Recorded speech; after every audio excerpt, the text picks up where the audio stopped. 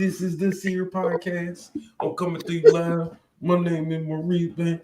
And you know, what's it like being an entrepreneur? Most days I'm sitting in place driving a truck. But today I'm here with you. And I'm all over Sitting on the couch. on the couch. Give us that dynamic, active couch view. You know what I'm saying? Ain't nothing dynamic about my view right now. Yeah, I'm showing you how to do it. Look. Well, according to his YouTube subscribers, all we need to do is hear his voice. All we need is your voice, right? All we Yeah, needed was his voice. go. I forgot about that. There you go. Yeah, let's talk about that. The voice Let's talk about behind that. the curtain. Yo, I've Let's hear been about hearing this. that for a while now, man. I've been hearing that since I was like 15 years old. That's serious. Right. I've been Yeah. hearing. We used to go out to the park, to Bird Park. Me, I remember Ravanna being with me as well. But we used to go out to the park and we used to freestyle. And I remember the first time that I heard that I was out in the park freestyling, and a guy, I mean, I don't know what his status was or whatever, or how far along he was in his music career, but he was like, man, you got a golden voice, man. He told me that like 16 years old, something like that. I've been hearing that periodically, but I do hear that a lot on my YouTube channel. People like, hey, you got a nice voice, man. You got a great voice for radio. You got a great voiceover. I just love listening to your voice. I hear that pretty regularly. I'm gonna just let him talk to my beat. A lot of those comments were from other men. So shout out to the men. That's interesting. I hadn't even thought about masculinity. Yeah. I hadn't even thought about that. That's how men give compliments. I was looking for the women to be like, he married. I don't have too much funny business on my YouTube channel dealing with women. I ain't had nothing. I've never had anything crazy happen on my YouTube channel. A woman pushing up on me or anything. I've had people say you're attractive, you're cute. I've had that happen before, but nothing other than that. That's how it starts. Yeah. You just don't entertain it. That's why I don't go nowhere. Maybe. I don't know. Yeah. So you gonna kick a freestyle for us tonight? Come on. Let's hear some of that old magic. He talking to you. Come on, give everybody freestyle an intro tonight. Listen, welcome. Right If you're tuning in, this is the S.M.A.R.T Mastermind Group. I am Coach Ricard here with Majida Bay, your glorious queen, and Maurice, the helpful trucker. We are 3 parts of a mastermind crew. We came together 2 years ago in order to provide support, encouragement, accountability, and recognition for those who are on the entrepreneurial journey, who are creators, entrepreneurs, solopreneurs, but people who are just looking to level up in life. And so as a family, you know, we're doing this, building legacies together, but sharing our story, our journeys in our way, right? Because it's so often in you find people who are living and doing things very inauthentically. They're copying, they're comparing themselves. And if that's you, that's okay for now. But the time will come when you really have to show up as you, because the world does need you and your unique and special gifts, right? Everybody has their own special rules that they live by for a reason, right? I believe that's how our Creator made us, to live by our own rules. And so today we're going to be talking about a number of different things, but one of the key things is how to get into your gift and make your 2022 a breakout year by being you. And I know we're gonna have a fire conversation, I could tell. But it's been a while since I've seen you all. It feels like I know we are gathered together for holiday recently. So shout out to all the Moors and our January 8th celebration. What was something that stuck with you? I know, Margita, you actually got up and spoke. What was something that resonated with you from the holidays in terms of, you know, community, connection, legacy? You know, we're actually part of the generation that, you know, some responsibilities begin to be, you know, released into our hands, as you would say. Right, yeah, like that's the Released.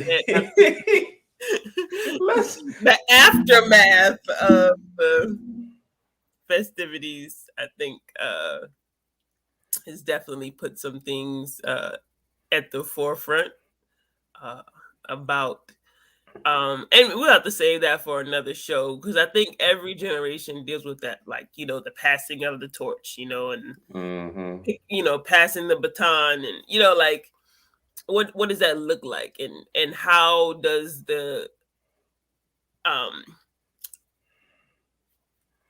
don't know how to say that, like how does the older generation cultivate the desire within the younger generation to take the baton, you know what I mean?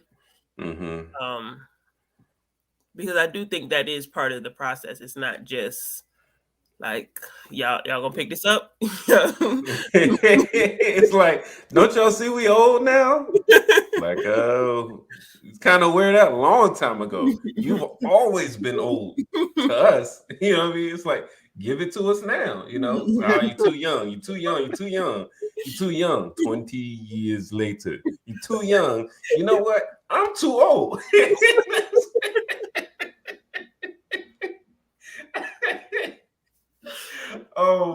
And I pray the day never comes where I hit the I'm too old for this.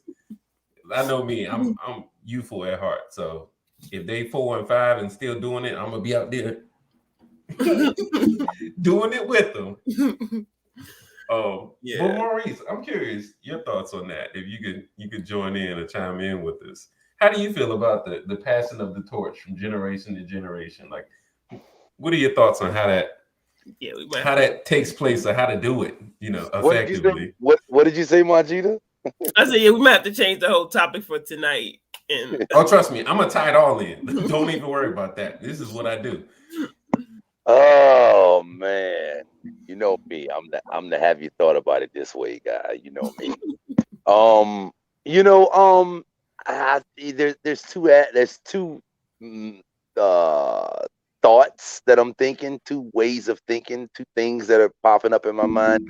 One kind of is more in line with what Majida was saying just now.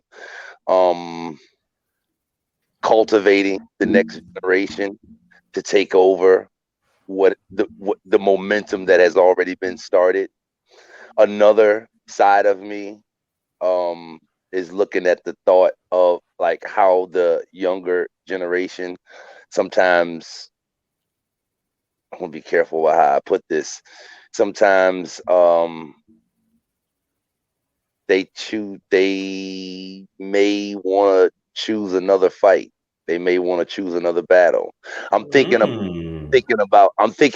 you know, here's a way to put it, to illustrate it. I'm thinking about the movie Coming to America, right?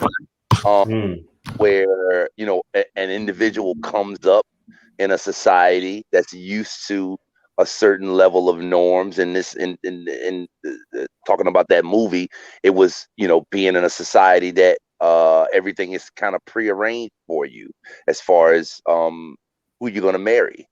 And, you know, somebody comes along that's like, you know, I don't want to do that. Do that, you know. So you know, as you're talking about this, I'm just thinking about both sides of it. You know, there is a side of, you know, taking over what has already been started, continuing what has already been started. You know, you don't want to throw away anything that's needed. You don't want to throw out the baby with the bathwater, you know. But on the flip side of the coin, there is the side of an individual being able to choose what path they want to go in. I know it sounds weird. I know it does. But again, the only way to illustrate it is to put it in to look at the movie, is to put, you know, it's to point at the movie, the America, you know. It's just like, you know, he decided that wasn't a way that he wanted to go, you know. So it's interesting. I guess the reason I'm bringing that up is because it's an interesting dynamic, and it's definitely a dynamic that exists. It's definitely a lot of the younger generations. You got the younger generation, you got the younger police officer that wants to be a police officer just like his father, or a military person like his, or a truck driver like his father. But you got the other side of that where the people be like, nah, I don't want to go nowhere near what my father did. I just don't want to do that. So, I mean, what's interesting about life is, everybody gets to pick their path, gets to choose their own path. But to me, that is an interesting dynamic that has to be dealt with when you're talking about passing on the torch. There's a lot of people that are like, I'm looking to build up generational wealth and pass down wealth to my younger generations. But then they'll acknowledge, some of these younger people, they don't want real estate. They don't want property. They want to be able to be free and move. You know what I mean? So it's just an interesting dynamic. Sometimes the parents will work hard to go in a certain direction, and sometimes the children will take up that moment and continue it. But sometimes the children will be like, they want to go in a totally different direction. Oh, I understand that. I Yeah. understand how you feel. My take on it is, as for those that may not know, each of us, all of us here in Seer, or at least founders of Seer, are all brought up in Islam. And in our literature, it says Islam is a very simple faith. It requires man to recognize his duty toward God, Allah, his creator, and his fellow creatures. And I was thinking about some of our instructions the other day on our holiday as I was one of the acts, which says all members must preserve these holy and divine laws, and all members must obey the laws of the government. Because by being a Moorish American, you are a part and parcel of the government and must live the life accordingly. So for me, like a sense of duty to my creator, to my to humanity, has been interwoven into my identity. Personally, like I take it seriously, that sense of duty. However, the reality of that sense of duty is that it wasn't always made attractive by those who held the responsibility beforehand. I mean, I remember, growing up and coming through the halls, of the Moorish Science Temple, and the families and community, and you know, I don't know what it looked like before when there was a generational shift or transition. If there was one in my earlier years, it happened pretty smoothly. But as we've grown older, I recognize that some things have changed along with our society, right? There's been some major changes in our society, the way people connect, the people's exposure to the world. But what's never left me, no matter where I've been, is a sense of duty and how to fulfill that duty, even if it doesn't look the way that my parents did it.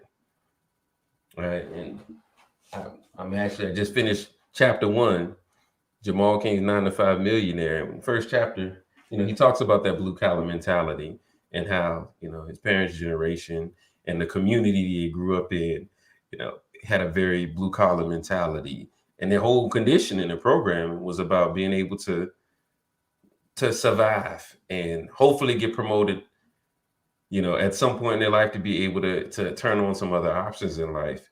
But I really believe that our generation, the way that we're thinking, and I'm not saying that the thoughts that we have are new, but some of the exposures that we have are different than what our parents have. And so the way that we go about taking the torch, maybe when we were younger, we had, a lot of interest, ambition, desire, but maybe we had to go elsewhere. We had to explore and expand in order to get exposures to do it in a way that would be, I guess, now sustainable to our culture, sustainable to our identity and the generation we grew up in. So, I think, I don't know, just me personally, like the sense and responsibility hasn't left, but I do feel like for those that came before us, it takes being proactive about promoting the younger generation into those positions and doing it in a way, when I think of, transforming legacies. I do things from the lens of building habits. And so, one of the tenets of building good habits is make it attractive, make it easy, make it obvious, make it attractive, and make it satisfying. And so I look for those kind of things in the life that I want to fulfill. Man, I think it would absolutely be satisfying to be a leader, in our religious organization. However, my expectation was, man, why wasn't this being cultivated when I was 10, 12 years old, showing an interest? Some 20 years later, 25 years later, it's like it was almost a missed opportunity. Now, it's not saying that it's too late, right? Still plenty of time in my life, but that there were moments, there were opportunities along the way where maybe a certain mentality saying, hey, the sooner I can get me out of the way, the sooner that they'll be able to take it and build it into something that would be sustainable for them, as opposed to just keeping alive what the people that came before you kept alive. And right? I think that's the shift in mindset was going from preserving the old to cultivating the new, right? Like that's a fine line almost that we have to walk. Oh yeah. We want to honor and respect the traditions and the things that laid the foundation, while at the same time acknowledging the different environment, the different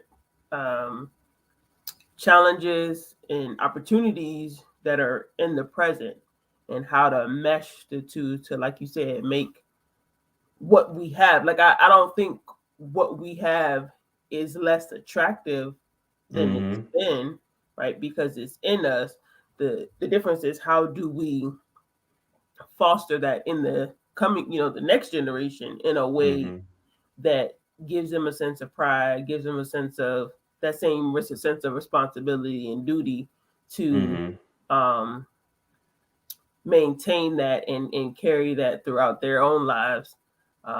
So it'll be interesting, how we navigate that over the coming, I guess, weeks. The clock's ticking. It says like the clock. 2022 is gonna be a different year.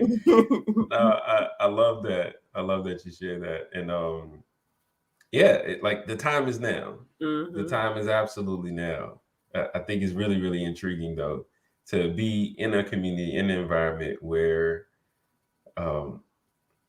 it's like you're being called up, and it can seem like it's requiring you to change your plans, right?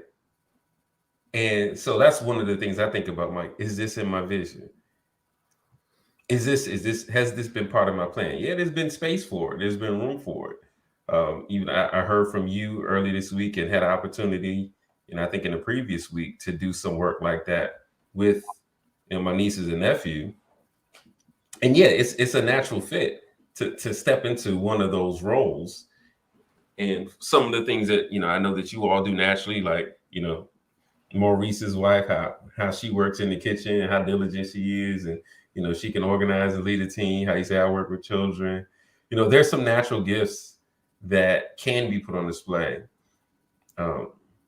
It's just making room for it. Absolutely. Like, I would like for the next generation to be proactive about this. Be like, oh no, y'all sit down. We're gonna handle this. But at the same time, y'all gotta release. You gotta let go. You gotta release some things, and like collectively, be like, all right, you know what? I think it's really going to take us really fostering that environment and being intentional about cultivating those desires within the generation that follow, making it, attractive, honoring the tradition, right? And not just the tradition of following the instructions, because realize, what was put in place was not something that any of us had done for ourselves. Right. So that in that respect, it's like, oh yeah, There's a reason, and I just, even just looking back on my life, I couldn't imagine doing it another way because of how effective for me those teachings and instructions were. The system, if you will, right? So how do we build the mother of learning? Repetition, right? Just the repetitions of learning it, seeing it. But at some point, you have to take ownership, right? I think about in our instructions, which says, "Consider thou art the parent." And as soon as I understood that as a child, I was like, "Oh, I'm not going to be the child forever. I need to start thinking and acting like the parent now." And when that light bulb comes on, to me, it's the duty of the parent to nurture that. Yeah. It's the duty of the community to foster that, to create opportunities and create exposures, right? But we, being aware of that, can take that on.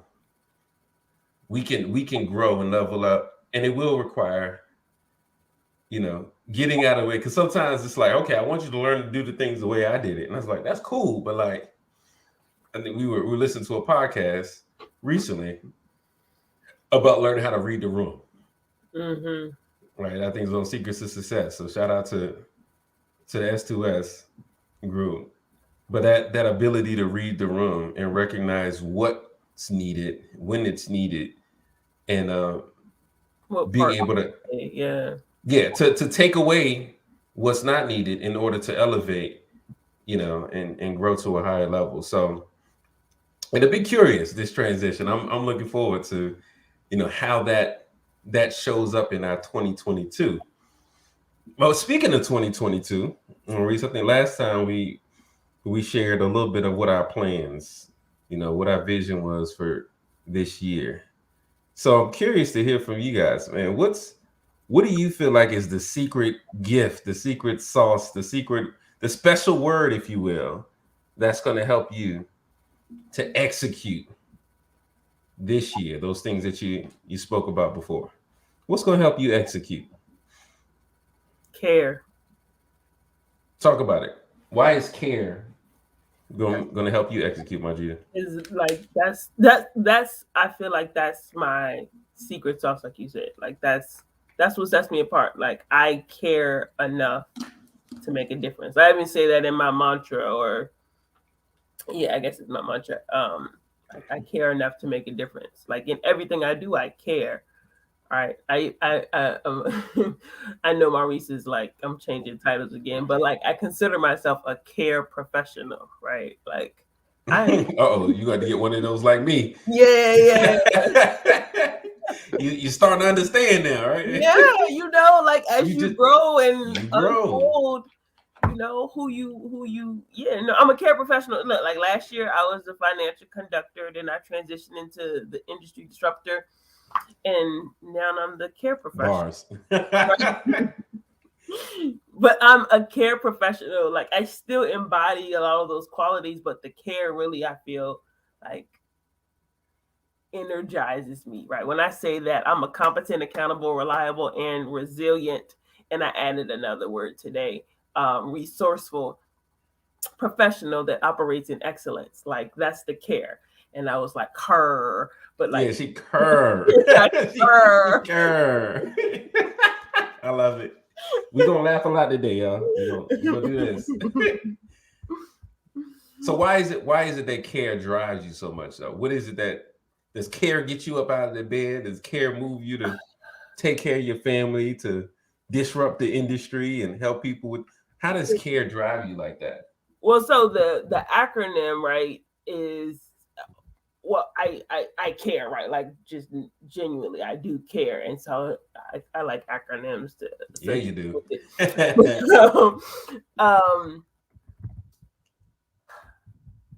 I would say yes. Like I think that's what sets me apart. Even in my job, like I care about the people that I work with enough to follow through on things that to other people may seem insignificant or other people don't care about. Like it's not their problem. Well, it's not mine either, but I care enough about this person. And actually I share with y'all another podcast that I had the opportunity to listen to where he talked about dirty jobs. And one of the things that was shared in that message was the idea that like I work for the people who write my paycheck. and not for the like individual who signs it, but literally for the people who do the work so that I have a job. Like if they didn't work, like there would be nothing for me to do. Like I couldn't manage a project without individuals on that project to actually do the work. So Right. I've always had that perspective, like I'm here to serve them because they sign my paycheck, they write my paycheck. You know, like they're the reason I get a paycheck. They've offered me. Well, let me say they didn't offer me the job per se, but um, they give me the opportunity to serve, and so like not to take that for granted and not to take it lightly. That Mm-hmm. and so that's why I care. Like I care because these individuals who I'm privileged to work with um, actually are, you know, they're willing to do the hard stuff, right? Get up early, stay up late, you know, subject their body to weather, you know, various weather, you know, the hot, the extreme cold, Right. um, to take care of their families. Like I don't know all of their reasons, right? But uh usually at the root of it, they care about somebody or something. Um, and so I see it as a gift, really, that I get to be in that position to be able to serve. And if I can make things, but you know, like today, I bought pizza for the guys. Like nothing, I don't have to do it, right? I could look at it Mm-hmm. like this $140 could go towards my bonus at the end of the job, but it's not, you know, like I, I didn't, they're probably still at work right now. Like no lie, right? Like Wow. possible. Um, the pour started at 10 a.m. We weren't pouring a lot of concrete, but we poured in different areas. And Mm-hmm. so, you know, it's, in cold weather, concrete doesn't set up very quickly. So it's possible that they could still be at work right now. They may not be. Hopefully, they're not. But you know, it's that mindset, right? I'm at home in my comfortable, you know, room, and they could be outside in the cold in freezing temperatures. Like, um, so yeah, like I care about not just those people, but people in general. Um, Yeah. so yeah, that's why I care. So we're gonna come back to that, to how that care translate into, how you set up your goals and how you execute in what you do. Maurice, what's the special sauce that's driving you into your goals, into your Another vision this year? another 4-letter word, fear. Mm. Yeah. He always bring that other side of it. Come on. Yeah, like that's what it is, man. It's a scary time out here. It really is, you know. So like things got to be done the right way. You know, it's no time to not dot your T's, or excuse me, not cross your T's and not dot your I's. It's no Okay. time to not do stuff the right way. It's no time to it's just no time. You know, that's just the way that I feel, man. You know, that's one of the biggest emotions that I feel. That's where I trace it to, you know. Is fear. Like I said, so many things going on right now. It's so many things like you know, I say it's one way to be born, but it's a million ways, 6 million ways to die. You know? Mm-hmm. It's a lot of ways to veer off track. That's not the right word. It's a lot of ways to end up that's not the right term either. It's a lot of ways to not get it right. It's a lot that's not the right term either. That's not the right term either. It's a lot of ways to I'm just gonna say, for lack of a better term, to not get it right. And I already know what Martita's gonna say. Like, you don't get it right. You get it how you get it, and then you Make decide it that it's right. right. So Make it right. I already know what Martita's gonna say with that, right? So, but I mean, for lack of a better term, I'll just say that right there. Like, it's a lot of ways to not get it right. It's a lot of ways to get tripped up out here, man. It really is. You know, like you got to figure out the money thing.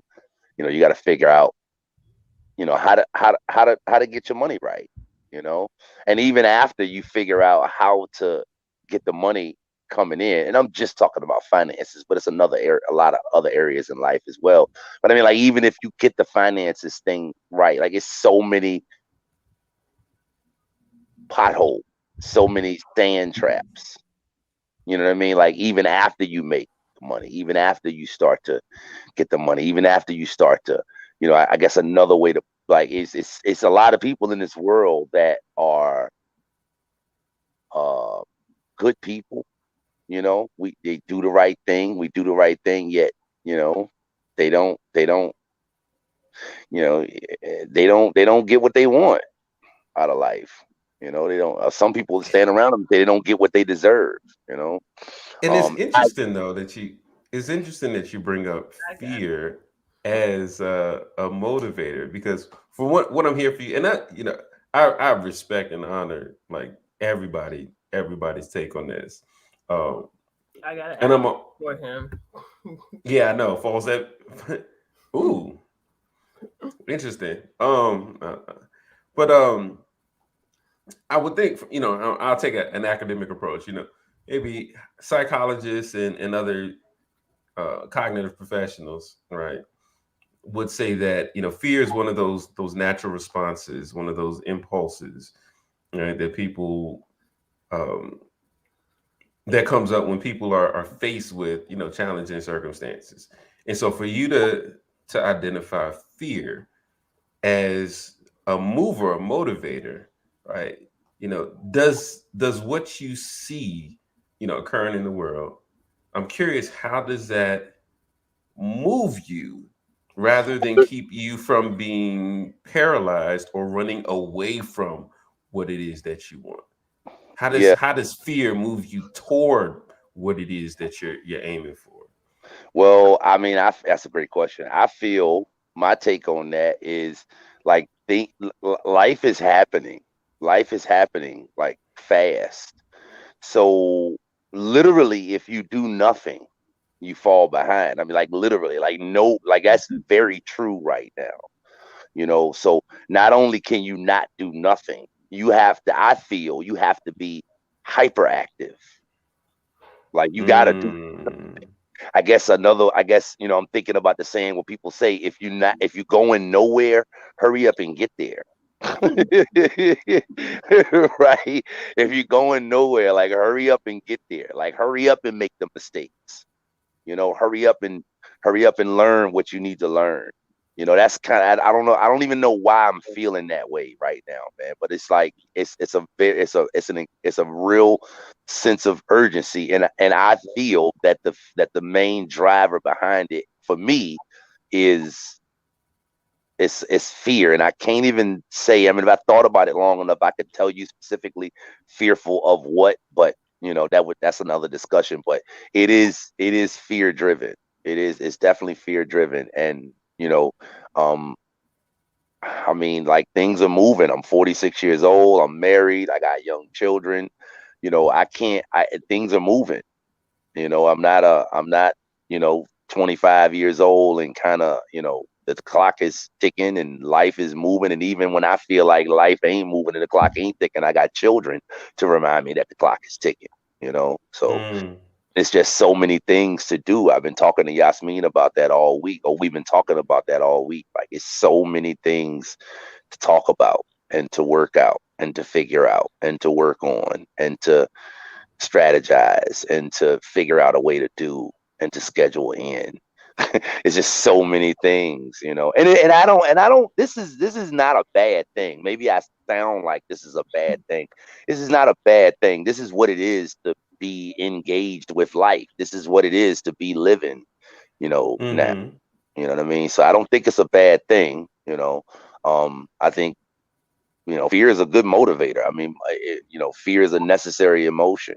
You know, fear is what makes you, keeps you aware. So, and I think that, and that is more so what it taps into with me, like staying in motion, doing stuff, not being immobilized. But it's because I feel like I'm aware. I feel like I'm aware right now. I don't feel, fearful and blinded. I feel fearful and aware. you know um The cost of things is going up. Inflation is real.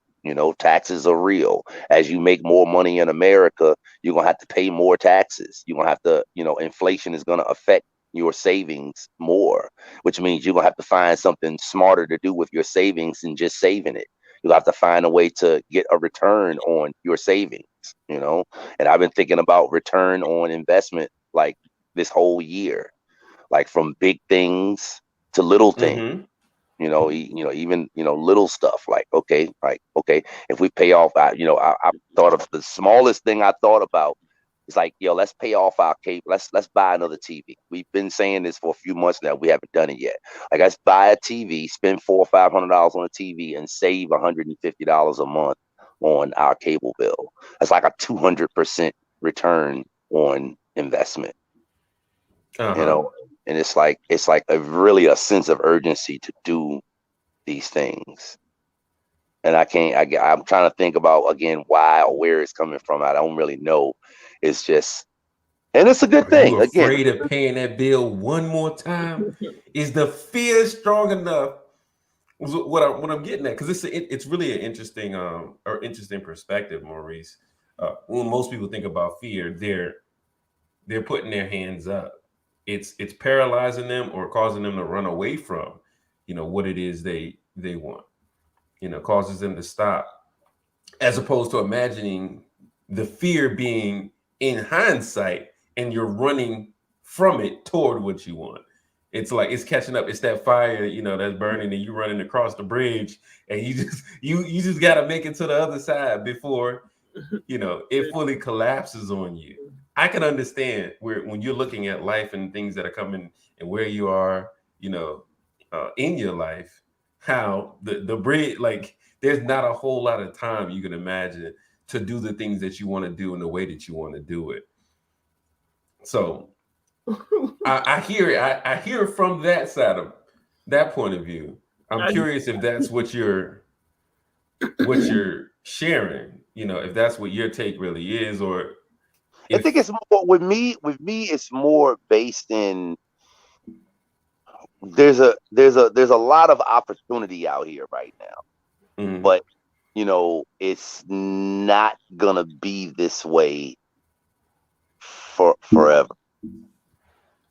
I think that's the best way to put it. Like, there's a lot of opportunity out here right now. I've made money at points in my life, man, and didn't do the right thing with it. I've had points in my life where money came into my life and I didn't do the right thing with it. And it's a up and down type of thing. It's points that in my life where I'm doing better financially, and there's points in my life where I'm doing worse financially. And every single time that I got back to the point that I was doing worse financially, I could look back and identify things that I could have and should have been doing differently when I was doing better financially.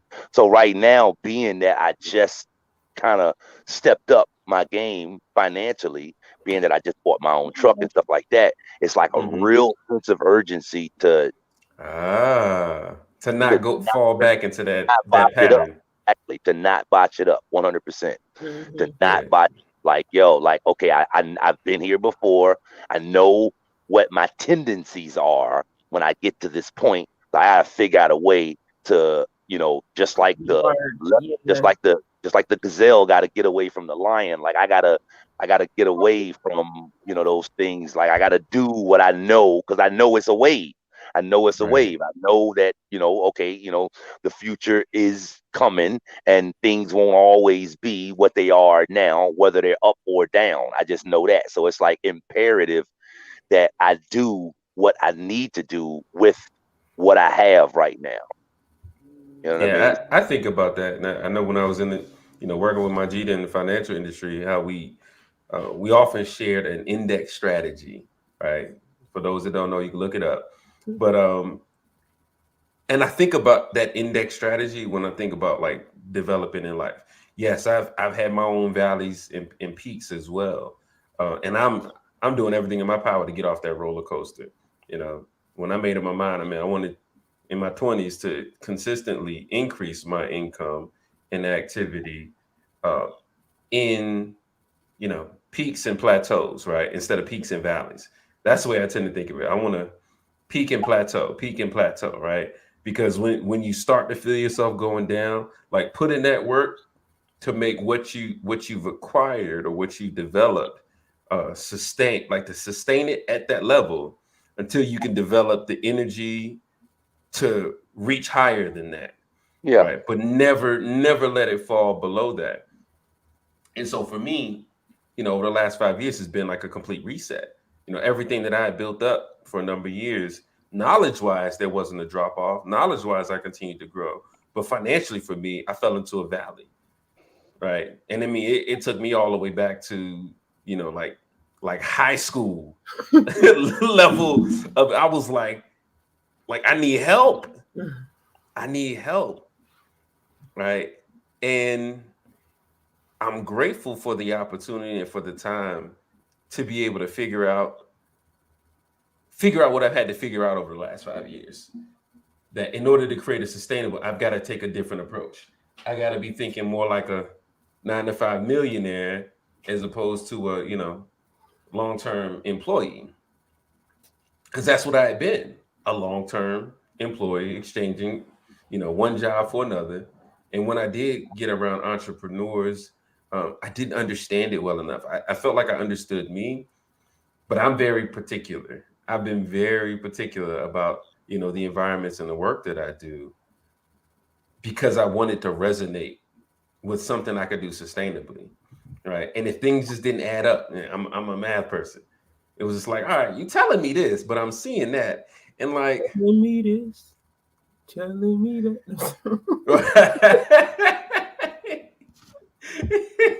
Good stuff. Good stuff. So my word this year, what's keeping me going is really getting back into practice. That's my focus. Is one thing being just putting in the reps, and I realized it's something that I didn't appreciate that much because for me a lot of things came easy. When I got into an environment where practice was part of the system, I blew things out of the water. I excelled just above and beyond. When I was made to practice or coached to practice or mentored to practice, I always think about my sixth grade algebra teacher, right? And she just had a system for how she taught that algebra. It was like you came in. Yeah, I'm talking about Miss White. Yes. Had a system. I'm talking about to this day, still one of the best systems I've ever seen in my life. One I don't of the remember best. the system, but I remember her. So Phenomenal. But here's what I learned from when I learned algebra with her. There was a classwork, there was homework that looked just like it, there was a quiz, yes, and then there was a test on it. The whole year. Yeah. She had that. So it was just, I was in a constant state of practice, and it continued to challenge me. It was like, okay, I can knock it out and get it done real fast in class, but I know I'm going to have a homework. So can I get ahead on that? Okay. And it just challenged me to keep putting in reps. By the end of algebra, I was like, I could teach algebra. Okay. In sixth grade. And to this day, I think about how that impacts my life today. Tutoring, teaching, coaching, running numbers, right? Understanding, because I just saw so much of it and had so much practice and reinforcement. So now I'm working on developing for my goals, my dreams, for my business and for my employment and for my family. How am I putting in the reps every day? What does that look like? What are the quizzes? What are the tests? The major tests. Partner got a birthday coming up in a month. It's a test. Like, what have I been doing consistently that's gonna make this birthday hit? And after this birthday, there's gonna be more birthdays, God willing. So how am I gonna get better year after year after year? That's the way I'm thinking about doing life. Is the things that I practice is what's going to develop. And I shared with her earlier tonight, man, a 15-year vision of things that I've been thinking about since I was in my late teens and 20s. The challenge for me was, what am I going to be practicing in between these highlight reel milestones, right? What am I going to be practicing between the clips of the trailer of my movie of life, right? Mm-hmm. When they show a trailer, they show you all of the beautiful, wonderful moments that inspire you to want to go do it, to go see it, right? And when you get to the film, man, there's so much more that's done in between the build of that story. And so for me, it's like I haven't been able to see the story, but by showing up in life and practicing the things that lead to those milestones, it's inevitable. Mm. So I know for those that are listening, we're talking about how we're going to make 2022 a breakout year. Something that you said, Majid, the last time, and I'm gonna come back to you with this so we can get into the real meat of the conversation. Again, let me reset real quick. This is S.M.A.R.T Mastermind Group. Our story, our journey, our way is we're sharing sharing tales from our entrepreneurs and creatives. Tales, yeah, we're sharing our tales and experiences from where we are, right? Not from some heightened pedestal of hyper success and 1% life yet, but just providing the support, encouragement, accountability, recognition, whatever acronyms that fit, excelling to the highest levels, right? We talk about execution, we talk about activity, we talk about, getting results, we can talk about systems. All of those could be part of SEER. All right. Whatever you need SEER to be. But one of the things that really stuck out to me is when you were laying out what your goals were for the year, they were very, very, very specific, very detailed. And that's like a drastic improvement from past. And being like completely transparent, it's probably the first time I've set goals that I believe I can hit. Mm-hmm. How did you get there? To help the people, first share the goal, and then help the people. Like walk us through how you got there. Well, I'm keep it succinct. well, no, like one of the goals I'm not sharing. I'll tell y'all at the end of the year whether we hit it. But two of the goals, it's I found out the system to achieve the goal. Mm-hmm. And the biggest part of it was really getting clear on who I am, right? Like, oh, come on, put that in the. Get clear on who you are first. Yeah, I like that. Step one. I think without doing that, you could be like throwing darts. See, I can't talk and type at the same time. In the world, I could do that. Go ahead. I'm sorry. So yeah, I think the last few years it's been like this journey on me discovering or figuring out like how I want to show up. I can show up for other people. I can do my job. I can fit in this box that society has prepared for me. But I'm like Lauryn Hill. Like, don't put me in no box, right? Like, I'm at that point where like I don't want to be in that box anymore. I've been in the box. I know how it feels to be in the box. And I'm cool with the box being the box, but I don't want to be in it. Like I'm over that. So it sounds like the Sam I Am story. It's like I don't like green eggs and ham. I do not like them, Sam I Am, right? So I'm sorry for the noise. I apologize. That's my son. You good. So in recognizing that, like, for one, I say get clear on who you are, because who you are shows up very differently than who you've been, or the identity that you assume, so to speak, in whatever environments or circles that you run in, right? Like, so who you are, who you authentically and truly are, shows up very differently than who you may have been. And so who I've been is accommodating and supportive and reserved, and like this person that made other people feel comfortable because I thought I had to be somebody other than who I was in order to be successful. Mm-hmm. Right. So like, I'll give you an example. I was in an environment where like speed was required. Required in order to, and in learning myself through the flight assessment, also known as the DISC, in learning myself, I naturally operate at a slower Slow pace. pace.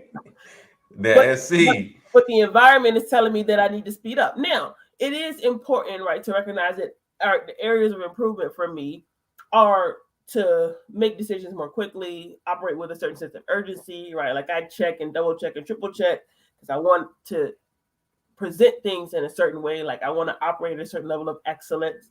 And so sometimes that can slow me down. But my slow pace is a strength, Yeah.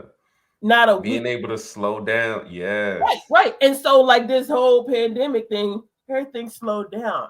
And it was just like, I can see clearly now. Right? She she like Neo in the Matrix. She just put the Like, hand up, wait picked a the minute. bullet out the air, was like, huh. I This is promise my superpower. I love it. it was crazy, you know, because like they sent us home, we had to work from home, and like having to work from home was just like I could get used to this. Like, why have I been going into an office and dealing with traffic and stressing out and rushing from here to there to get stuff done, and I can do exactly what I've been doing from home, and there's less stress. It's more convenient because my children, I can get them on the bus, I can be home when they get off the bus, and I'm not racing trying to get from, like, why am I stressing myself? And I'm more productive because there are no distractions and people aren't, right. I'm like, you know, in an office setting, you can be constantly interrupted, or right, and I found that I'm more productive when I'm not interrupted and there aren't other people around, which I wouldn't have known had we not had that shift. And so I got a chance to get to know me, right? And I invested the time. But even during that period, I also invested in different programs and, you know, started learning different stuff. Like I did a bunch You of stuff. found you had some time. Right. Well, that, but also like I started dabbling in a bunch of stuff, which was taking me further away from me being who I was. And I didn't necessarily sit with it, right? Like initially I was just like, oh snap, like I like this. But then I immediately like filled my time back up investing in different things because I was used to this pace. And then after I did that, I was just I got to a point where it was like overwhelming and stressed and anxious, and I was just like, I gotta let it go, right? Like that's not for me. I feel I've been watching a lot of Marvel lately, so I feel like Iron Man. You know, you're just like moving things, get that out of the way, that. Like She on her Tony Stark. I love it. I mean, seriously, you know, like I've just really embraced who I am, how I show up, and like what are my natural gifts and talents and strengths, and how can that benefit others, right? Like how can that benefit society as a whole, and how can I bring that to the marketplace, right? We've talked about that before. How can I bring that to the marketplace in a way that is allowing me to maximize what what I recognize is that I have a greater capacity than what, right? Because I was doing all this other stuff, I wasn't even maximizing my real capacity. I was just busy. I was helping and supporting and doing stuff for everyone and everybody else and everything else. And then it was just like, you're not even fully realizing your own potential because you're so engaged being busy. Like narrow your focus on a few, right? Because I operate at a slow pace. I ain't got to do a whole lot, but what I do is going to be phenomenal, right? Like I can do 2 or 3 things that will take time, but those things will grow and they can magnify, or they can lead to future developments, if you will. And so just start get clear, right? And I have to thank Carl. Oh, where did Maurice go? He'll be back. Through the flight assessment, you know, knowing grounds crew, he had an exercise, and I took some time early part of last year, I think it was, and got clarity on what I wanted, you know. And as I wrote some of these things down, and one of the exercises was to like write your epilogue. I think that's right. No, eulogy. Write your eulogy. And in doing that, it's like this is who I want to show up as, and then I also had to write how am I currently showing up. Like if I had to write my eulogy today versus when I would want my eulogy, I read. What's the difference, right? And there were some, distinct differences between the two, to where I had to realize that, like, all right, how do I become now, right? Like, I don't want to wait till sometime in the future that's not guaranteed or not promised to become who I want people to remember me as. Like, I want to be that now. So what changes do I need to make so that I show up as that now? So yeah, it's been so you said to share my goals. One is to obtain my or to pass this exam next Friday, to finish the process for the contractor's license. And then my second goal is to obtain my professional engineer's license. And I've started that process. I've sent that the reference forms out to the 3 professional engineers that I will need references from in order to apply to take the exam. Right, it's like a whole ordeal. But shout out to Dr. Watford. She's actually my 3rd reference. Bev? Yes, Bev. Dr. Beverly Bees. Balls. Yeah, I reached out to her on LinkedIn, and she graciously agreed to be my 3rd reference. So that was a blessing. And I think that's the other part of it is Maurice spoke earlier about like adversity and stuff like that. I do believe that when you're moving in purpose, not that you don't face adversity, right? Like I failed the exam twice already, right? The contractor's exam, I failed that twice already. But the way I perceive it is I learned 2 ways not to pass it, right? Like that's just that was I didn't have the right nice. We have the right process in place to pass. And so it's learning along the way. And so I feel like when you're moving in your purpose, like things tend to the things that you need to move forward, right? Because I was like, where am I going to get a 3rd reference from? Like I don't know. I don't know like that to be able to ask them to, like I know 2 people. One is the president of the company that I currently work at, and another one is somebody I met less than a year ago, who I've just, built a close relationship with through the community that we're a part of. And so I was like, and another person from that community, actually, she was just like, who do you know from your college? The only person I know is the associate dean of engineering, or the college of engineering. She was like, reach out to her. She was like, people know your grad. And I was just like, all right. Boom. So it's just like things fall into place.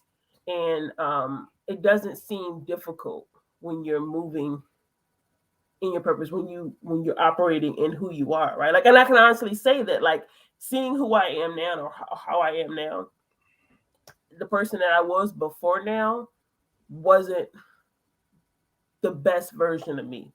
I still feel like I was being authentic based on who or my thinking at the time, my exposure, right? Like what environment, but I had to quiet the noise and start listening to my own voice, right? I was listening to outside voices so much that I didn't know what I wanted. Shout out to coronavirus for quieting the noise. Causing much of the world to be still for some time. Now we got the Delta and Omarion, Omicron. Omarion. Because of the people. The people are having fun with Omicron. Omarion. It's like the virus. You get the virus. You get a virus. It's in the way. Whole nother subject, but this thing is in the way, man. You know, whole business in the freaking pandemic. You know, as a truck driver right now, as a trucker, we can't find oil. Today I don't feel like doing it. Brought to you by Bruno Mars. We can't find. It's problematic to find oil right now. Like motor oil.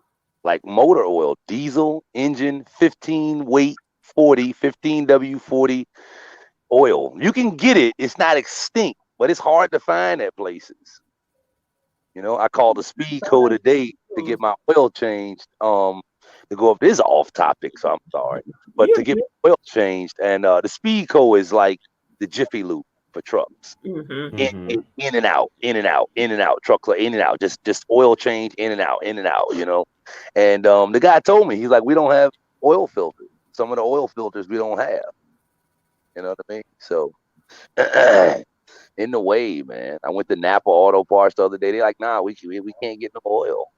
We got some Lubrigard stuff, but yeah. So this pandemic thing, this don't get it twisted. This thing is in the way.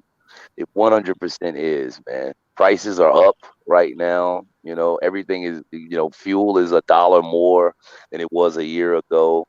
You know, things are more expensive. Things are harder to get. You go to the grocery store, you can't get the stuff that you need in some cases, you know. Yasmin keep coming home with all this crazy stuff. I'm like, why do you bring this stuff home? You're like, I can't find the regular stuff. I can't find the regular stuff. So I'm starting to understand the fear motivation a little bit better.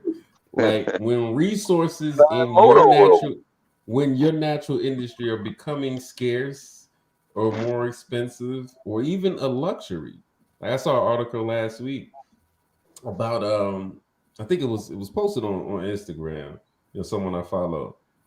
But if you're paying attention to this environment and this culture, oftentimes when things become scarce, for wealthy people, they become luxuries. So like there are restaurants opening up that are only serving like 30, 40 people a week.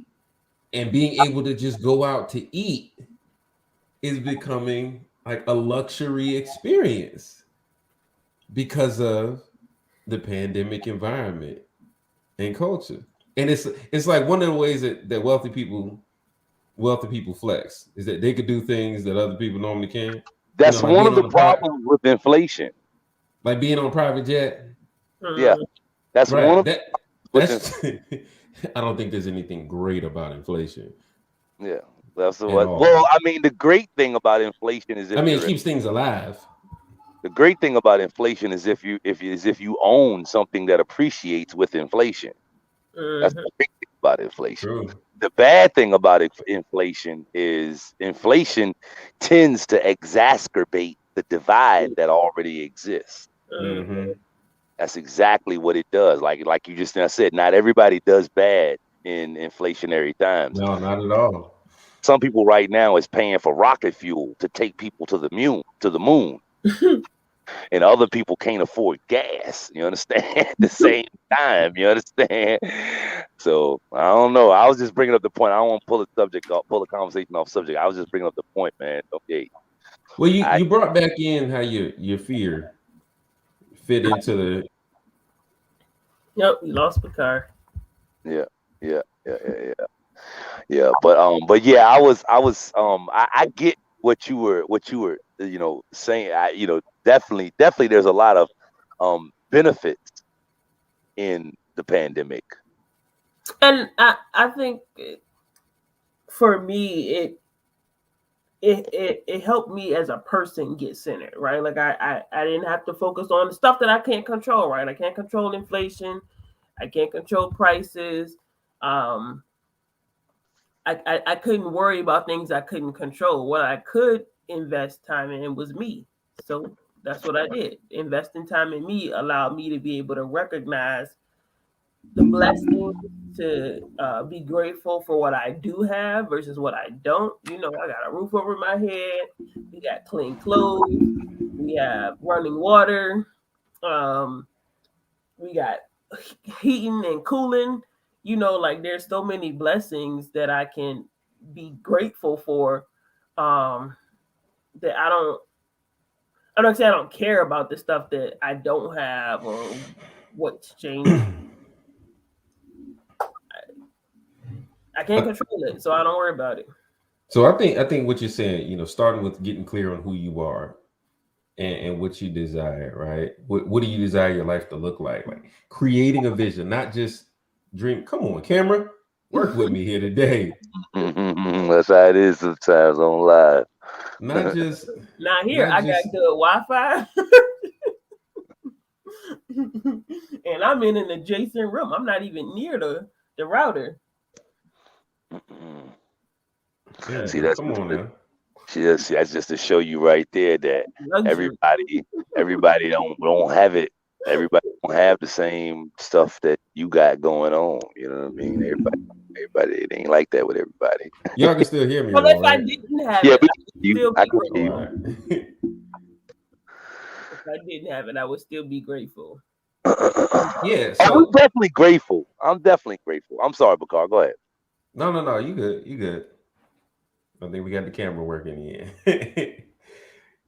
But no. I think starting with knowing yourself and creating a clear vision. I've been having so many conversations over the last month with people about their vision, and it's really a skill that you have to practice. You may hear about manifesting and different ways, but like, can you walk through your day in your mind? Can you visualize or envision doing the things you imagine doing? Or do you just wish it? Do you see other people doing the things and think, oh, I want to do that too? Do you take that extra step?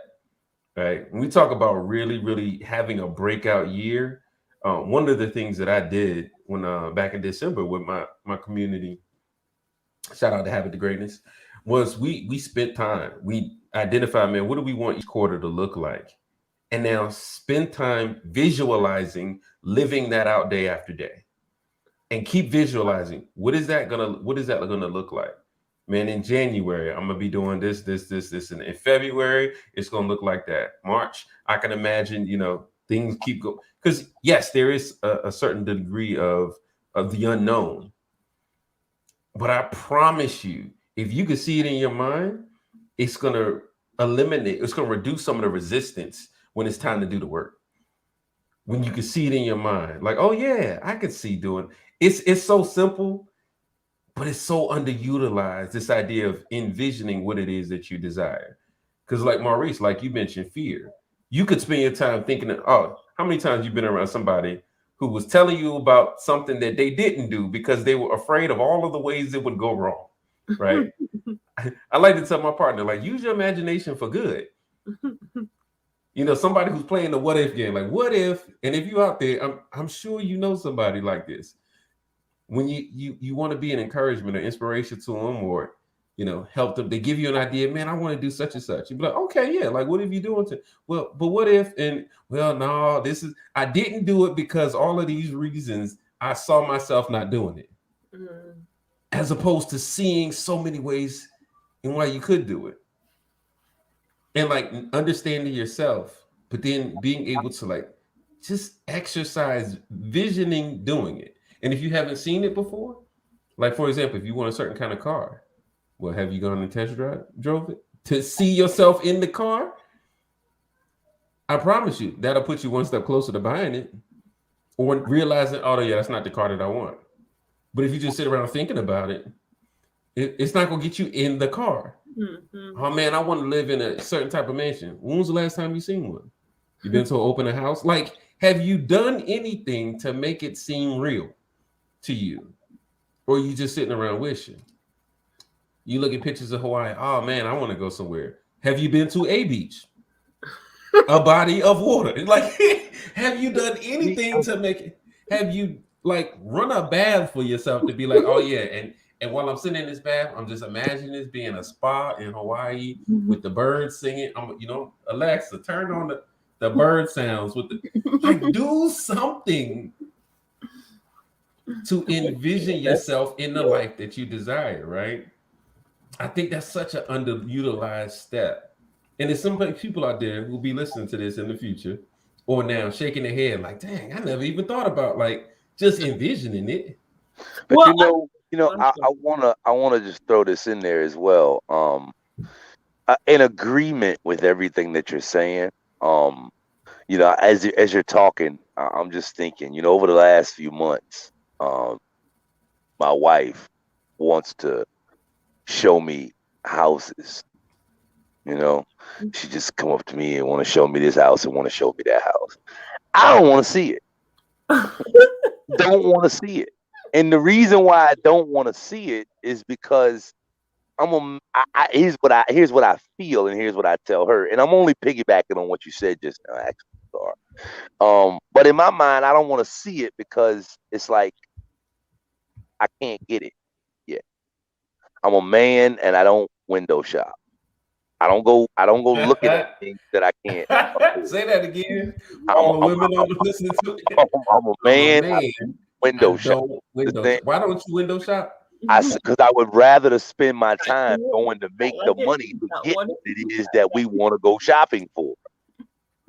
Period in the story. I would rather spend my time going to. In my mind, this is what it is.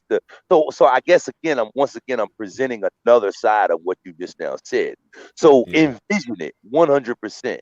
You know, but on the flip side of the coin, like don't like go and actually like spend your time going to do what needs to be done to get the thing done, right?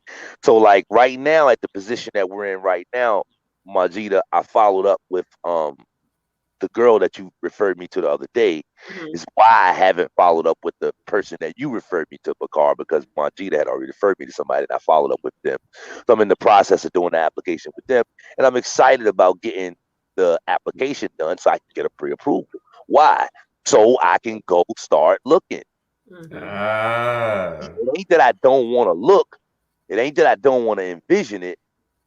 Esther Hicks says all the time, and this is on some old other stuff, but Esther Hicks used to say in a lot of her videos, do your desires hurt? Ooh. Does it hurt to think about your desires? Because if you think about your desires and you feel that what you're desiring is happening, it probably feels good to think about your desires.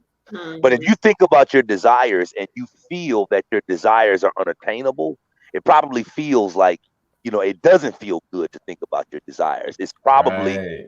It's probably very it probably is a source of unhappiness for you at that point to think about your desires. So I mean, I feel like that's me as a man. It's like I don't want to spend time thinking about stuff that I don't feel like I can get. And all of this time that my wife been trying to show me pictures of houses, it's like because various reasons, we not ready. So I don't even want to see nothing. I want to spend my time getting ready, But now that I feel like I'm ready, now I want to look. I'm just kind of piggybacking on what you said just now. Envision it, but at the same time, like do the thing. Yeah. It goes back to what we was talking about a couple of weeks ago. Like you don't need faith if you come in with what needs to be come with. It needs that with what's required. You said that. Yeah, By the end, we said you need faith and work. Okay, like work I would alone say, is. I would say if something Work that is you an exercise of faith. if something that you want costs $50,000, like you can show up with faith or you can show up with $50,000. I put my chances on showing up with 50 grand. You know And what I hope mean? they don't change the price on you. Well, Okay. hey, if they change the price on me, then I just got to go get more money, But I guess the point is I'm not overstepping what you were saying. Just No, in a I have you. You know what I mean? Like spend your time. Like me as a man, I don't want to, I don't want to spend too much time visualizing something that I feel like is not in my realm. But on the same note, that don't mean I can't have it. I'm gonna go to work for it. I think that's interesting, Majida. I'm gonna throw a point in because I think you could really run away with this as well. But I think that what you just point out there, Maurice, may be one of the fundamental differences in how men and women are conditioned. And I think it's something natural to that. Like because I do that as well. My partner was like, "Oh, I want to do such and such," right? And I'm like, "Have we thought about like the resources it's gonna take in order to do that, right?" But when you think about when it comes to procreation, right, to making a child, a woman thinks of, like, my body already has everything it needs but a seed. And it ain't hard to go find a man to plant a seed. Like, really? So anything, if she wants to have a baby, she can make a baby. She can make a baby, right? If you want to make a baby as a man, you got to court a woman, okay? Or go adopt one. It's a different, it was like, how much money do I need to have? What kind of car? How do I need to be dressed? Like, I don't want to think about a baby. I need to focus on a woman. And then once I get a woman, now I can start thinking about a baby. That's what I just heard from you, Maurice. Was I need, like, I'm gonna go get I'm gonna get the resource that's gonna make a baby. Whereas the woman is like, I can make a baby. I hadn't thought about it that way, but I would have to agree with that. That is. And I was joking earlier, but the song by Ariana Grande, I see it, I like it, I want it, I got it. Got it. Like, that's the extent of it, right? And I think there is power in that. And also why you two as a couple, Maurice, like that's why that partnership, and Bakari, you all as well, is so valuable, because you get that different perspective, right? Because I'll be honest with you, your wife showed me something, I don't know if it was earlier this month or in the last month, and I promise you, from the time she showed it to me, I was like, all right, let me run the numbers. She thinking about that baby. Like, I'm like, all right, let me call a realtor. Okay, check. All right, like, it was just like, okay, what? So the gap, right? To bridge the gap, it's like, all right, I see what I want. I'm not in a position to get what I want yet. My focus is, what are the steps to get what I want? Like, what steps I need to take to get what I want? All right, if I'm not in position, or like you said, all right, maybe I am in position, but I don't know. So let me get a pre-approval to find out where I stand. Let me check my credit report to find out what's required. Let me talk to somebody to get more information.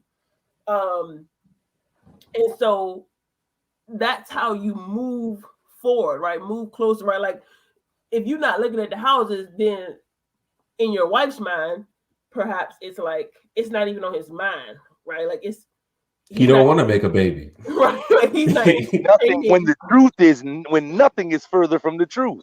Right. Like, it's not true. It's not that I don't want it. You know what I mean? I do want it. It's just that I want to focus on doing what they got to do.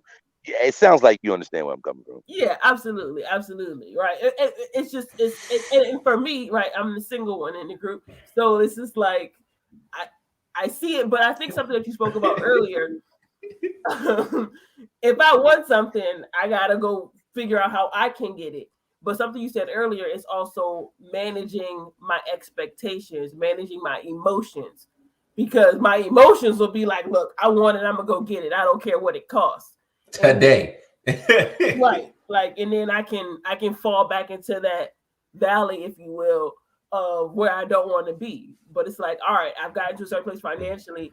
I've gotten better information. I've gotten exposed to resources to help me make better decisions in this area. Let me take my time. Let me honor my pace, right? Like, I don't have to move so quickly. Let me honor my pace and put things in the right order so that I can make this move strategically, and so that it improves my condition, not worsens it, right? So I think that's definitely important. So yeah, man, making a baby is a much harder decision for a man than it is for a woman. If she set her mind to it, it'd be a baby ready in a week. Okay, it could be a baby brewing in no time. What happened? Baby on the way. Like, what? For us, it's like, wait, because there's a whole lot more that comes with it on the front end and on the back end. No, but I think that was a really, really beautiful point that he was making.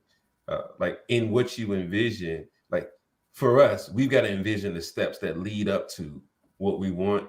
And when a lot of men, when we see ourselves in position to get the thing that we say, we trust that the price hasn't changed on us. that creates a sense of expediency. I don't like to say necessarily say Going back to the fear urgency. thing, I hate to jump in on you, but I just want to say this real quick because this Go lines up ahead. else that I heard this week from what you just now said. Yesterday's price is It's not not It's not today's today's price, today. bro. price. That does Absolutely. add to the that's another fear piece for me because I Mhm. know that yesterday's price is not today's price. Go ahead, And if Yeah, continue. you've but been today's building price could plans, be better. Today's price could be better. yeah, Price and so drops. yeah, not assuming that tomorrow's price is going to be more, right? So when you Mhm. said like when I said, hey, hope that the price hasn't changed, right? If you were planning to come in with 50, you may make a 50 for offer and it's going for 40. And they don't say nothing to you because you tell them, oh yeah, I'm approved for 50. It was like, oh yeah, we'll take 50. Yeah, that ain't Because like the in inflationary times though. point being though, the Eh, no, I mean, yeah. you There's never a know. Because again, if you're not able to get as much, anyway, I'm not gonna get into a conversation on inflation. yeah. But and still sticking to the points, we're talking about, how to have a breakout year and some of the ways that you need to think and do differently. So, my Jeter brought us just really getting in touch and getting clear on who you are, right? Slowing down a bit and clearing out the mess, the junk that's keeping you busy, and identifying like what are the critical, most important things that you want to carry forward with you in your life. There's a lot of people that don't take time. Like quiet noise. Yeah, really, And most really people, quiet. but think about it. Like most people haven't taken the time to hear themselves because their whole lives they've been listening to other people. They don't know Oh what they yeah. sound like. They don't. They Oh don't know man. what they want because what they want has always been dictated by someone else. And so to get to it, like I'll be honest, I didn't know what I wanted until I got out of college and I no longer had to rely on someone else to make decisions for me. Well, like I did what I had to do to graduate. Like I knew that was necessary, so to speak. But after that, like, what do I want to do in my life? I guess I'll figure it out now. Like, and that took me on the journey to take the next step or to get exposed to something or to try this or like say yes to that. And no, maybe that's not for then you just kind of you figure it out sometimes by getting it wrong. And, Mm-hmm. yeah, no, I don't say getting it wrong by experiencing certain things, right? Oh yeah. You experience something, doesn't work out. All right, that wasn't for me. Let me do something else. And that was kind of our second point, is like using your imagination to create experiences either in your mind and then out in the physical realm, in the physical world, that reflect the things that you want. Right. So again, I use the examples if you want a car, if you wanted to, to buy a new type of home, like going out there and experiencing those things to get a feel for it, like to connect emotionally to it, because that emotion is going to drive you What about a in new that direction. job or a new career? Yeah. Again, start looking. Start looking for new career. I put in the application. I started. Once I made up my mind that I wanted to do something new career, I spent a week working on the application, put all my paperwork together. I submitted it Monday, interview Tuesday. I'm about to sign an offer tomorrow. Manifestation happened quick, but once I made up my mind. And I envisioned it for my year. Well, what is this going to look like? Okay, this is going to fit into an identity of myself where I'm looking at the 4 cash flow quadrants and I'm able to fill up each one of those categories as an employee, as a self-employed, as a business owner, as an investor. Why? So that I can educate people, right? Get into my gift on how to make the transitions from one to the other, how to build multiple streams and increase wherever you are, to really be a student of cash flow in my coaching, in my discipline. I was like, oh yeah, that sounds like an identity that fits. You talk about being clear on who you are. That sounds like an identity. And guess what? I got 4 quarters in order to do it. I've got 2 quadrants. I've been in the other quadrants.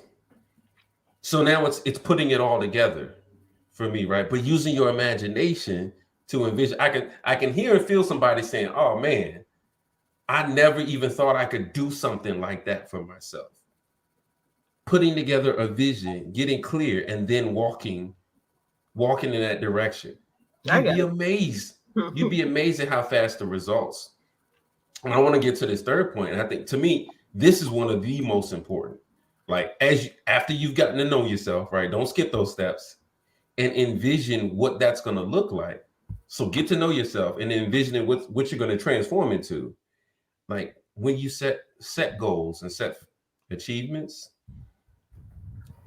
we refer to SMART goals, right? How to use SMART goals in order to set goals, right? But I think SMART goals are more about like setting an identity. You need to be specific, right? You need to know yourself to figure out what your focus is. Majida mentioned narrow your focus. This second part, to me, is probably one of the most important. Even more important, it being realistic. Even more important than it being attainable, right? I would rather a person shoot for an unrealistic, unattainable goal that they can never achieve in their lifetime, as long as it's measurable. And I really want to hammer in this point, like, As opposed to what? As opposed to immeasurable, as opposed to vague, as opposed to the goal that's too big, as long as it's measurable, as opposed to what? A goal that's too small and no, as opposed to something that's attainable, time, but unmeasurable. Like, oh yeah, I can, I want to be free. How do you measure that? Okay. Because you could be free broke, you could be free rich, you could be free in your mind, and you know what I'm saying? Like, what does free look like to you? Oh man, I want to be comfortable. Comfortable where? Comfortable in what? Comfortable with whom? Right? Well, I want to be comfortable by my birthday. Okay, like it's you got a time unit. My bills. You've been paying your bills. Like for me, like this is something that I really, really hammer in, is you really got to get familiar with how you measure your life. One of the units I use is like, how much time are you going to put towards it? Like I said, my word is practice this year. It's practice. I got 24 hours in a day, 365 days in this calendar year. We are on day 4. We're closing out day 14. And what am I focusing on? What have I practiced those 14 days? And what will I continue to practice for the remaining 151 or 351? Right? I'm measuring my impact, not just by time, but yeah, okay. So I want to triple, one of my goals is to triple my income teaching from last year.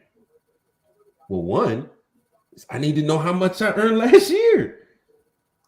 Why triple, right? It may not be attainable in this market to triple based on where I'm going. You know what? The camera not gonna stop me today. We're gonna keep rolling. It may not be, I set a desire in the first quarter, I'm gonna earn 30K in teaching. I don't know anybody that's not a full-time tenured professor who's making 30K a quarter. So it may not be attainable today, but it's an identity that I'm growing into, right? So it starts with tripling. And then from there, what opportunities will present themselves in the positions that I'm in? But it's something that I can measure. It may not be realistic for me today, but it's something that I can measure. And I believe if I can measure it, I can make it attainable and I can make it realistic. But if you can't measure it, you'll never get close to it. You'll never get close to it. What's that? I just wanted to share. So this is what I've been using with my coach to measure my activity. Describe what it is for the people who are just listening. So it's an app that I'm using called Focus Matrix, and it allows me to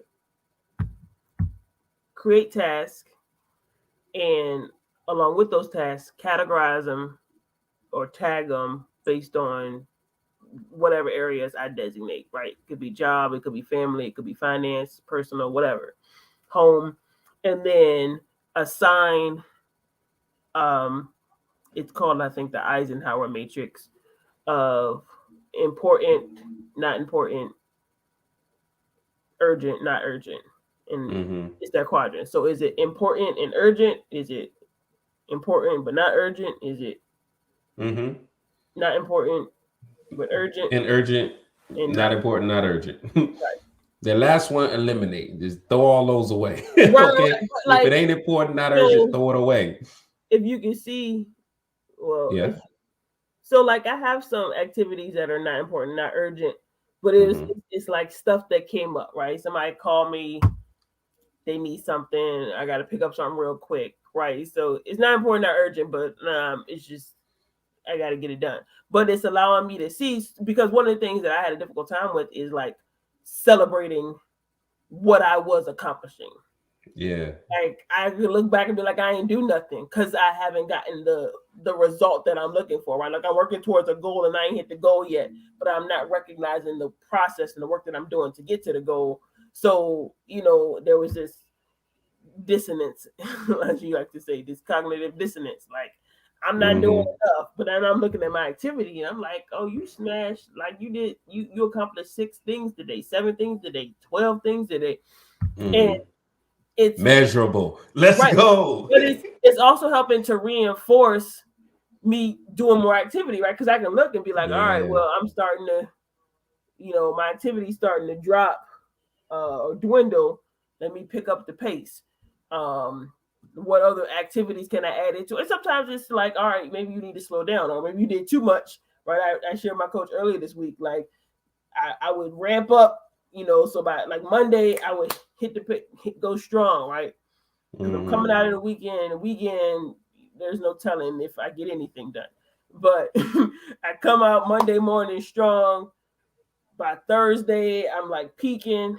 And then Friday, I crash. And so learning to pace myself, right? I get energized by like getting things done. So I want to get more things done. So learning how to stop, pause, do nothing, or do some not important, not urgent stuff so that I can break up my activity in a way to where I don't burn out. And that's difficult for me to do because I'm just like, I just want to get it done. Let me get it done so I can move on to the next thing. Let me get it done so I want to move. Like I sold my car or the truck on the 4th, and I had like an automatic payment coming out on the 9th. So I had to wait till the 9th for that payment and I wanted to like pay it off sooner rather than later. So I had to wait till like the 11th or the 10th to pay it off. And I called in, paid it off. And they like, you got to wait 21 days to get the title. I'm like, what? Why does you take my payment in a day? I got to wait 21 days, 21 business days, they said, to get the title. Like, y'all got the money. Put it in the mail. Like, what is the holdup? I hate waiting for other people. And it's like, it's Maurice, like, come on, you. Let me hear you laugh at that. Come on now. I was thinking that's the law in Virginia. Continue. That's just the law. Shoot, they gonna take as long as they can. So anyway. But the company out of like California, right? Like, I don't understand. Y'all got all of the money. Eric, why are you holding the title? I done sold the truck to somebody else, and I can't get him the title because y'all want to wait 21 days to mail it. Because you can't, like, but what is the purpose? This is stuff I don't understand. Like, why do you have rules in place that don't make sense?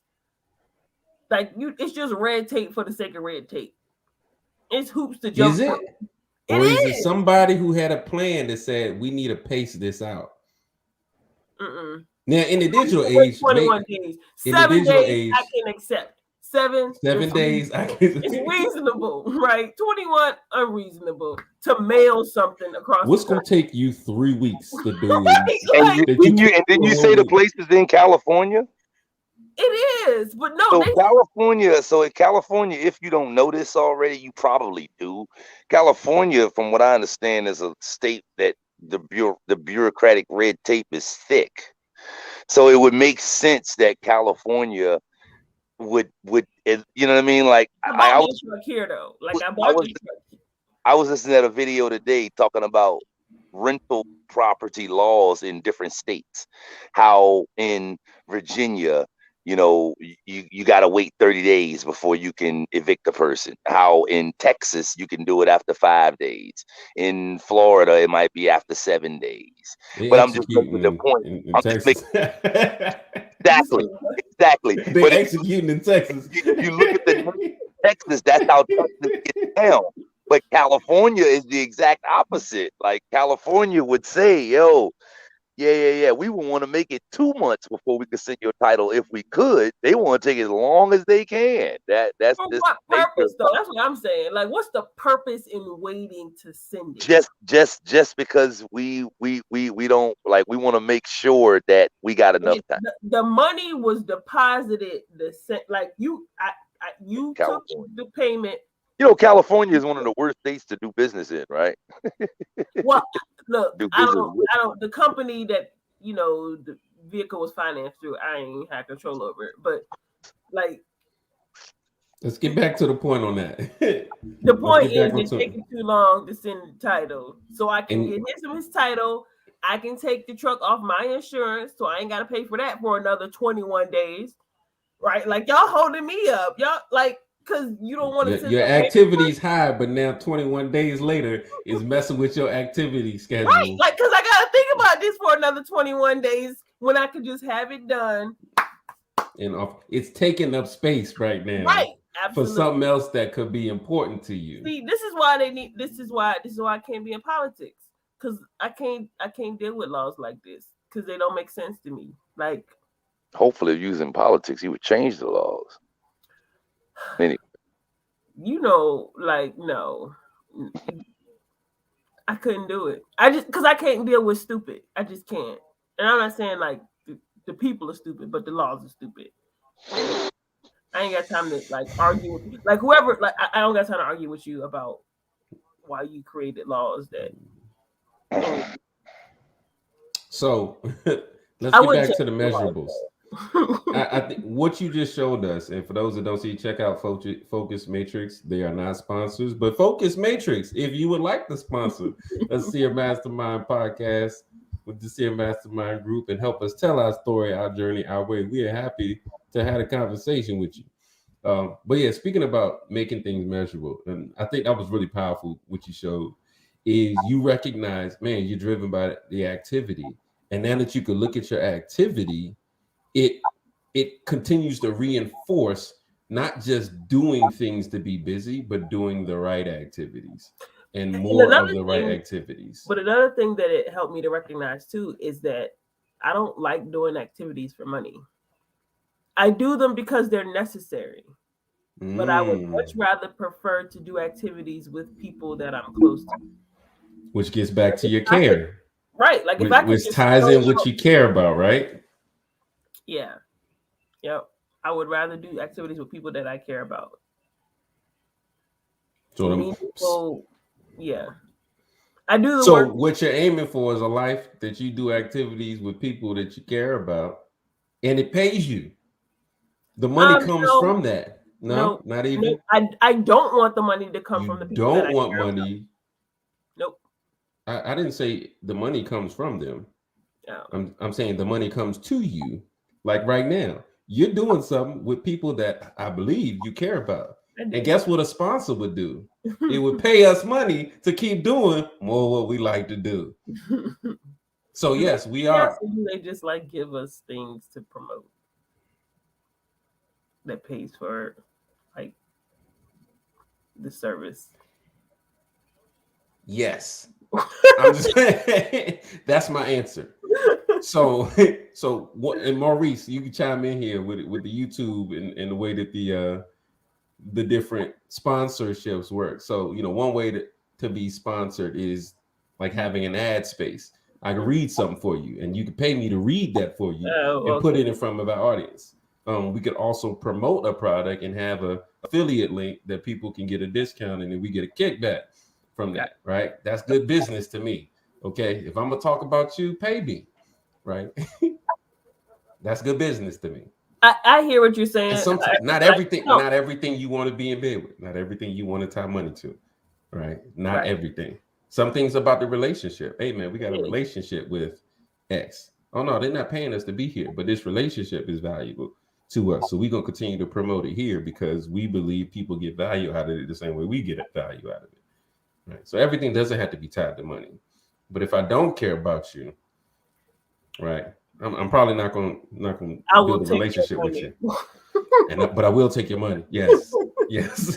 we all in agreement on that to some degree, because I'm sure Maurice got a I different don't take. know. I don't know. I might not take people money. Well, yeah, I will. I'll take it one time. I'm gonna try everything one time. No, I'm saying not everything, but one time.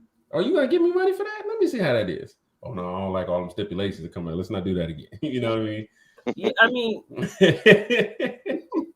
Yeah, I got a little bit of a different take on it. So. But key thing is one way to break out this year is to really not just get to know yourself, exercise envisioning what it is that you desire and how you're becoming in that, but then really get into measuring it, right? Coming up with ways, tangible, numerical, not just qualitative, but quantitative ways to make quantitative and qualitative, right? I think a lot of people, it's easy to say the qualitative. I want to feel free. I want to be, all those light, airy things. And those matter. It helps you dial in on the emotion. Okay. Qualitative help you connect the emotion to what you want. That's what's going to drive you. But the quantitative, right? These are big words now. That means the month, the measure, the numbers. When you can attach numbers to it. Qualitative is like what Majida said. Is this important? Is this urgent? Is this something I'm eager to do or something that I'm not interested in doing? Those are important qualitative metrics. But when you're saying, okay, and I actually did that as in how I made sure my coach last season. I'm happy to report 80% of my activities at that point last year were in the not urgent, important category. Right? Meaning I shifted the majority of my life. I'm doing things that are important to me. That's not a crisis. mm-hmm. So I'm not just running around putting out fires. Yeah. Now, there may be some things that I did need to attend to, primarily on the financial side, that were a little urgent, but I wasn't making them urgent because the habits that I was building were still allowing me to do the things that were important. And so why would I change that formula if it's working? It may not be long-term sustainable, but it's working for now. And this year I'm making a shift. Okay, those things that were urgent, let me put those in the important category. Let me see how I can shift them from urgent to not urgent, right? How do I make it and build up a baseline? But those metrics, those measurables, it's not something to play with. Like I said, I would say, this is my opinion, out of all of the SMART pieces of the algorithm, the measurable piece to me is the most important because that's your clear target. Whether it's attainable, reasonable, time restricted, or time bound or not, it's something that you can aim for. It's like saying, hey, I want to be a good basketball player versus I want to have a 90% free throw percentage. You see that? Like, there's a key difference in it. I'm gonna be a great basketball player. I'll be like LeBron James, okay? But what makes a LeBron James on the stat sheet, okay? What makes a Steph Curry on the stat sheet? 43% three pointers, which translates, they got all kinds of new metrics, translates to an effective shooting percentage because his buckets are worth more than your buckets. Okay. You got 10 layups in a game. He got 8 3-pointers. He won. Y'all both took 15 shots. His 8 threes are worth more than your 10 twos. So how are you measuring your success? You know what I'm saying? Measurables matter. Hey, I made more shots than him. Sure. Yeah, you did. High five to you, and you lost the game. Okay? And you lost the game. Well, how'd I lose? I made more shots. You weren't counting the points. You counting buckets. And guess what? Buckets don't win Wrong games. metric. Bucket, that's a big deal. How are you measuring your success? If you're using the wrong message, guess what? You're gonna get the wrong results. That's why, like, I love football because it's 4 quarters, it's 60 minutes, right? And it's time bound. I think football it's an amazing sport because guess what? And I've seen it I've seen it evolve in recent years where teams used to kick field goals and take the points. Now a lot more teams are going for it on fourth down and going for it on, you know, a lot more teams are going for it on fourth down and doing 2-point conversions. Why? Because the impact of going for more points. Okay. You score a touchdown and kick a field goal, that's two field goals worth. Somebody go down, 2 drives is worth 1. 2 field goal drives is worth 1 touchdown drive. So if I just build the habit of going for touchdowns versus taking field goals, I may have a better chance of winning more games for 3 quarters. Now 4 quarters, take the points. You know what I'm saying? Like you gotta be smart, depending on what your strategy is. Well, maybe early in the game you're taking points just to keep pace. Later in the game, you're making decisions on which points are more important. But that may cause you to step out of who you are and your identity. But if you build an identity from, hey, we're going for it on fourths in less than 5, because the chances of this first down is worth more than the 3 points we giving up. Because next time, if we at 50% or better, we're gonna get that fourth down. And what's that gonna do? Put us in the end zone. So we trade in 3 points for 7. Well, you could have had 10 points. We could miss that field goal. Okay, like it ain't guaranteed. They can block it, all kinds of things that happen. But you know what? When we cross that end zone line, ain't no questions about it. You know what I mean? Hold on to the ball. But it's all about how are you measuring your success. If a field goal is a successful drive, then you're gonna have a field goal culture. If a 2-pointer is a successful possession, you're gonna have a 2-point culture. Right? But if you live and die by the touchdown and by the 3-pointer, odds are you get your percentages up. Right? You can outplay and outpace somebody with less work, less effort. Be like, man, how did they make it look so easy? Because they measuring the right things along the way. That's all I got to say on this, man. I could go in on these measurables, but that's my zone right there. Gets measured, gets or improves. Oh yeah. What you focus on expands. That's a big deal. You gonna close us out, Mo? Nah, I mean, I was just thinking as Bakar was talking, if we want to close out with this, I think, to have a really successful 2022 based on some of the stuff we've been talking about, it's gonna require an individual to be deliberate in what they want their 2022 to look like, which is going to get into planning, obviously, and execution and strategizing and visualization. Obviously, it's going to get into all of that stuff. But I also think that, your only competition is you. You don't want to get into,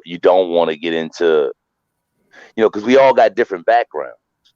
We all got different backgrounds. We all got different motives. We all got different goals. We all got different talents. We all got different abilities. We all got different circumstances, So it's difficult to compare your success to somebody else's success, because chances are the individual that you're comparing your success to has a different set of circumstances than you. Exactly. So, competition is healthy. Don't get it twisted. Competition is healthy, but at the end of the day, the objective is to get stronger. I guess the whole objective, Mm-hmm. the goal in setting a goal is not even you could argue that the goal in setting a goal is not even necessarily to get the goal. The goal is to get stronger. That's the whole purpose. Yeah. So, I would say just keeping some of those things in mind for 2022, staying focused, and that's what I mean by being deliberate, you know, social media, websites, um, in websites in general, spend a lot of money and invest a lot of money into capturing our attention. TV programming spends a lot of money into capturing our attention. It goes to show you the value of our attention and our Ooh, concentration and our focus. ooh, You know, so ooh. Mic drop, bro. That I was gonna say that's a mic drop. That might be a whole nother conversation. yeah, What is the yeah, value of your attention? If you're yeah. watching the Sear podcast, if you're watching the Sear Mastermind show here with us, we value your attention. We trust you take what we share and apply it to your life to add value to others' lives. This is our story, our journey, our way. It may not be your story, your journey, or your way. Okay. How we do things is what works for us. However, if you can get any value out of that and make it work for you, that is our aim. Is to take what's valuable to us and share it with you. Best of we to the best of our understanding, the best of our abilities. Because we know, alone, none of us have all the answers. Not even together do we have all the answers. There's only one entity that I acknowledge with all the answers. Okay. Only one. And he is all. Or she. However you need to reference her to connect with her, right? um, but yeah, no, powerful conversation. Like I said, and I really think this is really just the tip of the iceberg for this kind of conversation. I could go in for days on just on metrics, on measure. Like, how are you measuring that? What's a measure of success? How many applications? Let's do it. Let's throughout this year, every 2 weeks we hop on here, share where we are with respect to the goal that we have at that moment. I like it. Now we done got a whole accountability call going on with it. Yes, sir. Yes, sir. Hey, and definitely hop in the comments and share your goals, share your gains. Let us help you make a more specific, more measurable, attainable, realistic. I never understood the difference between attainable and realistic. Like, if it ain't realistic, is that really attainable? I don't get it. Like, y'all gotta help me with that one. All right. You just work with the acronym. I'm just in SMART goals, like, realistic. What's that? Ain't that a I don't know. Yeah. I guess you can attain a dragon, but it ain't. You know what I mean? It's just imaginary. So it's like it's a realistic thing that you can make, but that's attainable. I don't know. I don't get it. I need help with that. If you can help me with the attainable and realistic, or maybe some different achievable, right? Like, has somebody else done it? Is that what that means? Help me with that. Help me understand the difference between attainable or achievable and realistic. Because I can be very unrealistic. That was one of my problems in the past, is being unrealistic with my goals. Attainable, somebody did it so far. I don't know how, but is it unrealistic for me? Like, where I am today? Is it part of my calling? I don't know. I got question marks around the realistic, but the measurable, I got no no ifs, ands, but I understand measurables. Okay. Y'all gotta help me out though. Be more realistic. All right, y'all. Hey, thanks for tuning in. Thanks for kicking it with us on this Friday night or whenever you're listening or watching. Thank you for supporting. We are here for you. This is S.M.A.R.T Mastermind Group, here with Margita, Maurice, and myself, Coach Picard. Our story, our journey, our way. We'll see you